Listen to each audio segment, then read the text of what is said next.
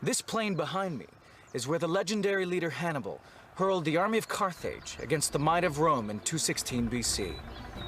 I'm Matthew Settle. Over 100,000 men fought in a battle to the death. Over half of them died here in Cannae. Today, this land is part of Puglia in southern Italy.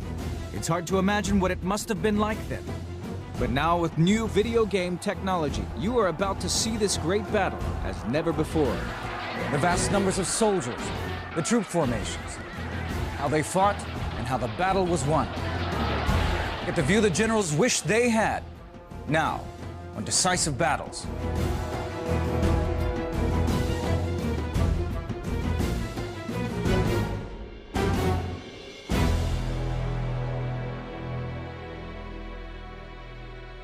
This is all that remains of the Roman town of Cannae. But 2,000 years ago, these fields saw Rome's mighty legions battle against one of the greatest military minds in history, Hannibal, commander of the armies of the great trading city of Carthage.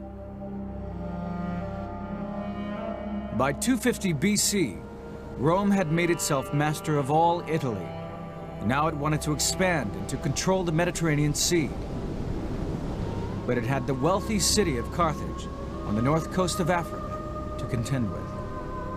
The problem wasn't that the Mediterranean was too small for two rival powers, but the problem was that Carthage had designs on Sicily and Spain, and Rome had designs on North Africa.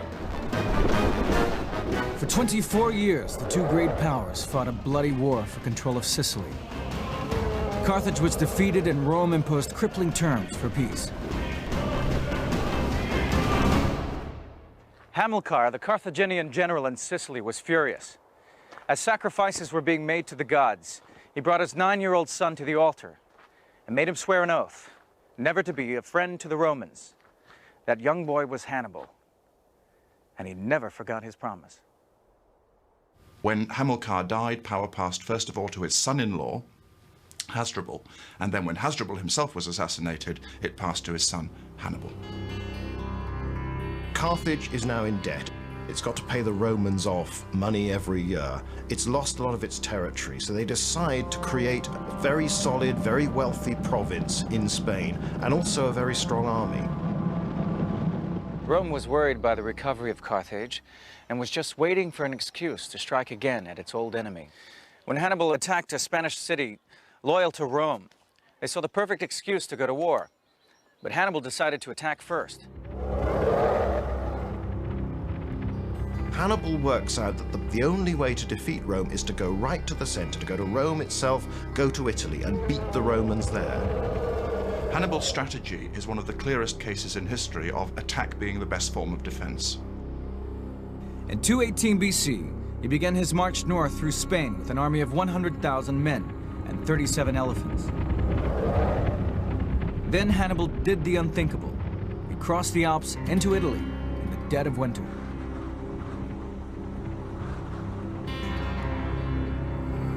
Hannibal is an immensely charismatic leader. Hannibal could get armies to do things that most men simply couldn't have dreamed of. Somehow an army with Hannibal in command could go that little bit further.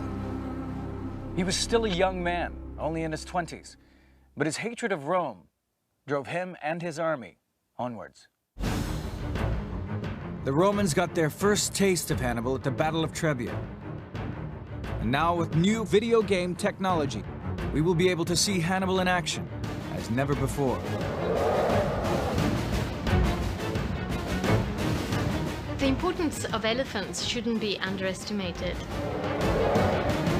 They were never used as pack animals, they were only used as weapons. And they were very important for his image. We know of coins that we still have, in fact, coins with the image of Hannibal on the one side and an elephant on the other. The Roman legions were crushed by Hannibal and his war elephants. The next year it was the same story. Rome sent a second army and suffered a second defeat at Lake Trasimene. Nothing, it seemed, could stop Hannibal.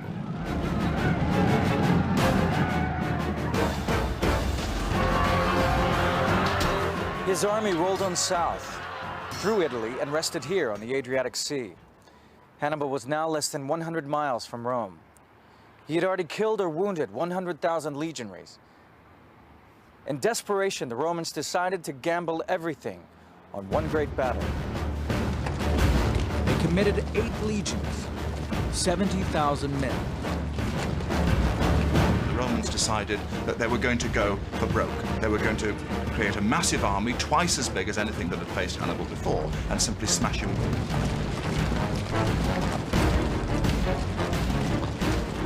On August 2nd, 216 BC, the huge Roman army met Hannibal here, near the town of Cannae.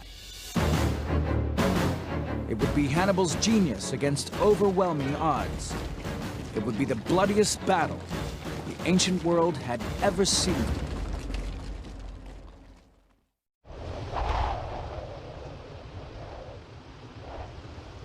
The hot wind blows off the plain of Cannae, just like it did 2,000 years ago. But then the fields were uncultivated and home to the 2 most powerful and different armies of the ancient world.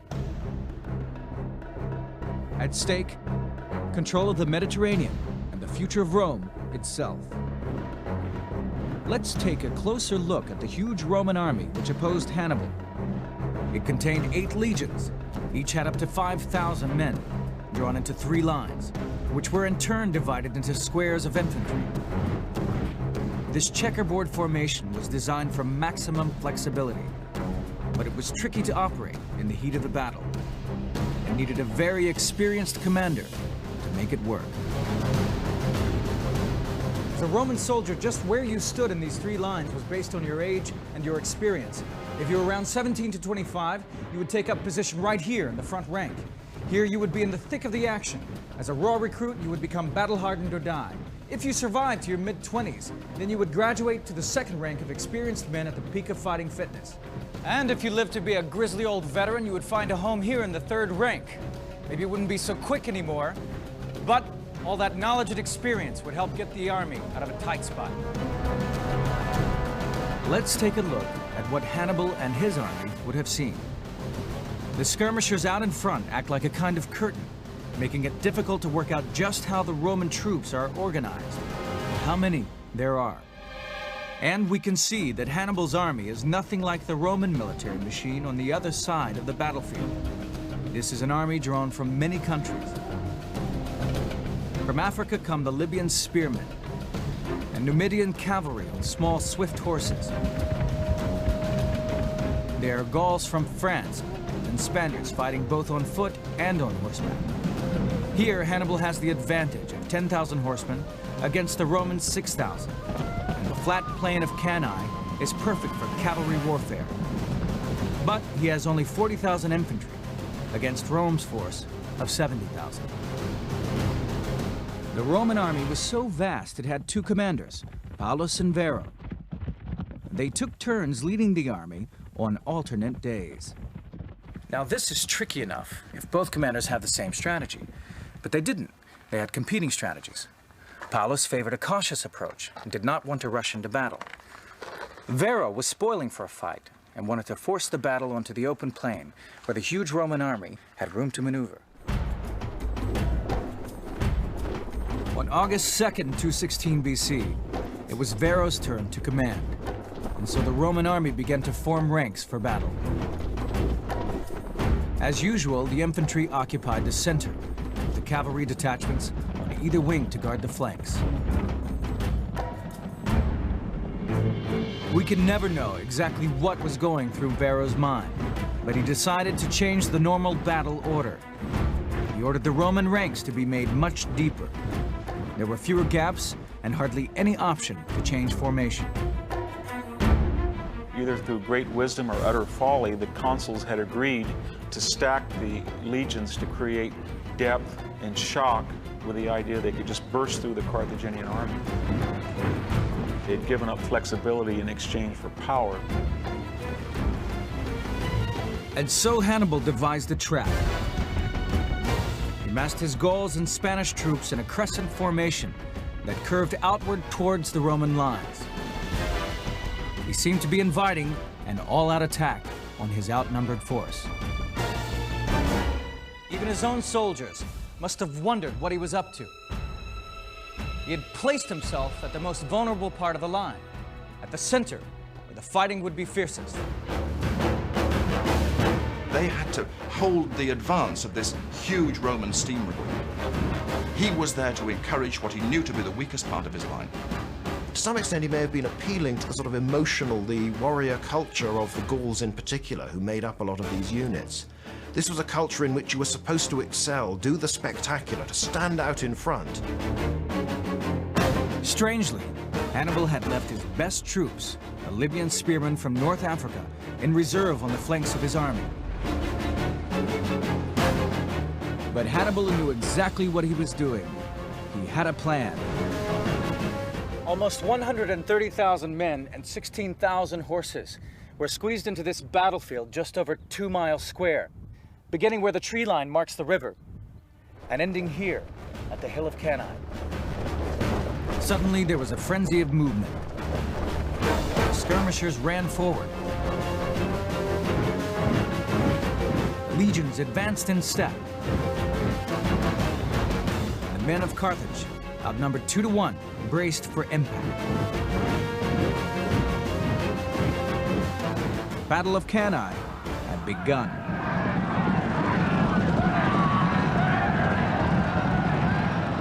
Hannibal sent his heavy cavalry straight for the Roman horsemen under Paulus.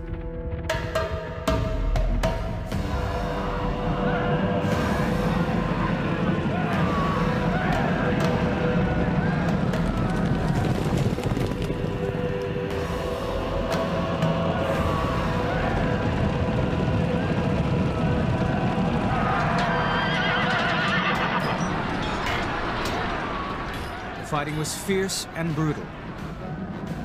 Meanwhile, Hannibal's Numidian cavalry charged the Roman left wing under Varro.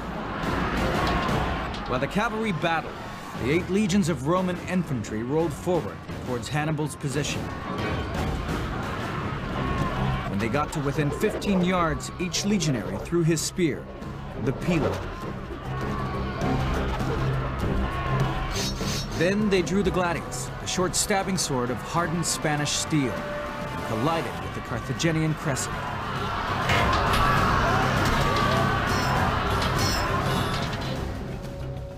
This is a replica gladius and shield. The shield was used for battering an opponent, quickly followed by a thrust. The shield alone weighs 22 pounds. So, in this heat with that sun and a full suit of armor, it's hard to imagine fighting for 4 minutes, let alone 4 hours.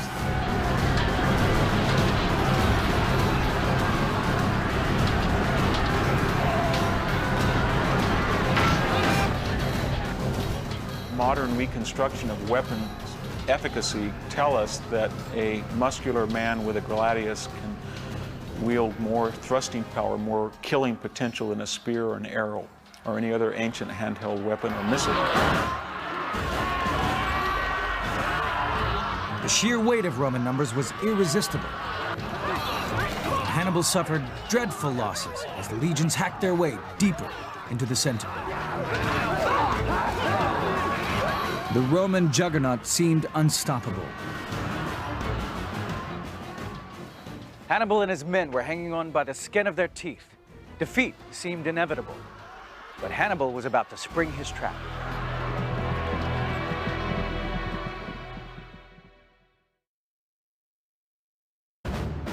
Carthage and Rome are fighting for supremacy in the Mediterranean.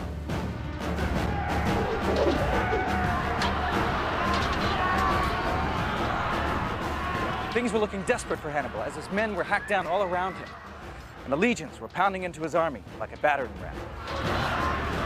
For the Romans, it seemed that one more push would lead to victory. But they were blind to the growing danger all around them. Now it became clear why Hannibal had adopted the crescent formation. As the Roman advance was sucked into the center of the crescent, the Libyan spearmen on the flanks wheeled round from both sides to catch the Romans in a vice.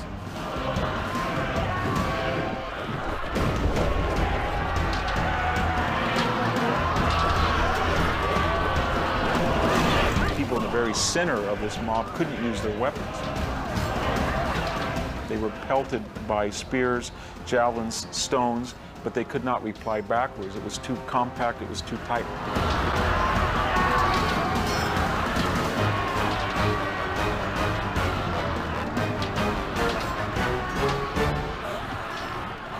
The Romans are a big crowd. It's like people streaming out of a football match. They can't see what's going on. At that moment, Hannibal's cavalry smashed through the Roman horsemen on both flanks and began to move around behind the legions. At the front, the Roman attack became bogged down because of its densely packed formation. At the back, the Carthaginian cavalry closed in.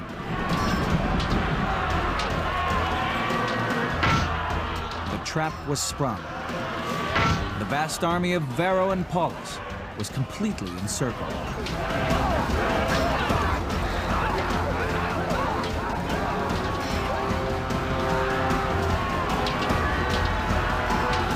Had they kept their wits about them, they could have had an organized breakout and still rescued the battle.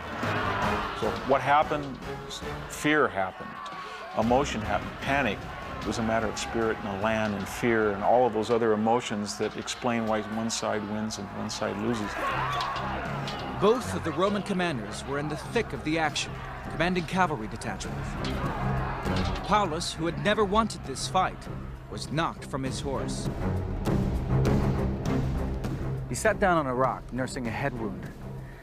His officers urged him to leave, as Hannibal's army was just moments away. He refused, and seconds after they left, died in a hail of javelins.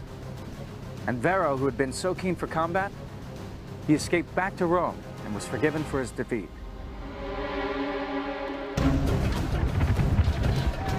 No matter how unwise Varro's decisions might seem in retrospect, to the Romans at least, they're not going to criticize him because the great trait of all Roman commanders is aggression. You gotta remember that at Cannae, what happened should not have happened. Military strategists could not envision that a numerically inferior army could surround in a concentric manner on both sides a numerically superior force. So the very idea that someone like Hannibal could pull that off was just audacious and should not have happened. By nightfall, Cannae was a field of blood and tangled limbs. The actual fighting had only taken 4 hours, but nearly 50,000 Romans and 10,000 Carthaginians were slaughtered.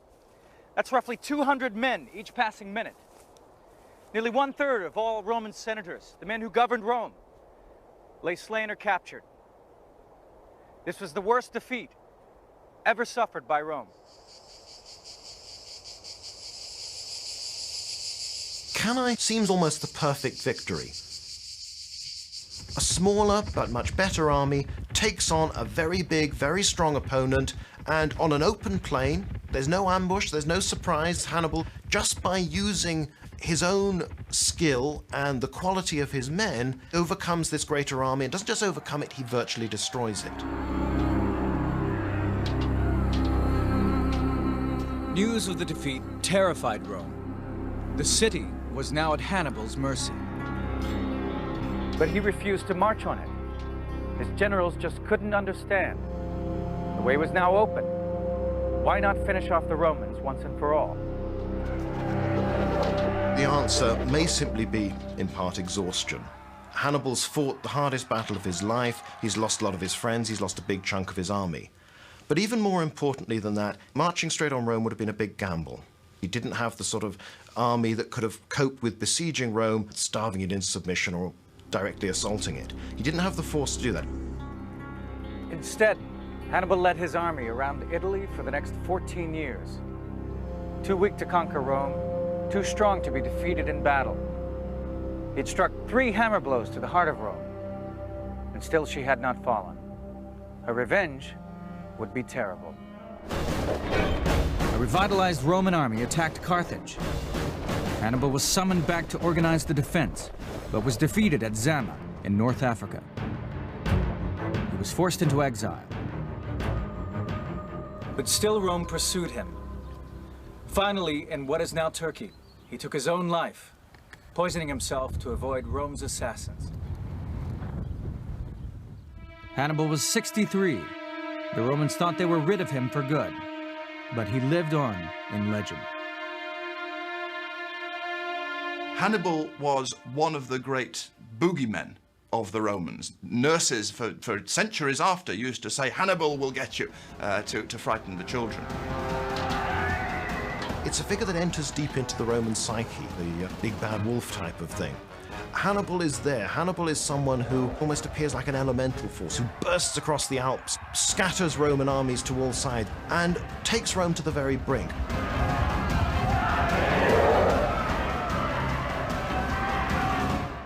Hannibal had kept his oath to his father and his gods, but in failing to destroy Rome, he succeeded in making it stronger.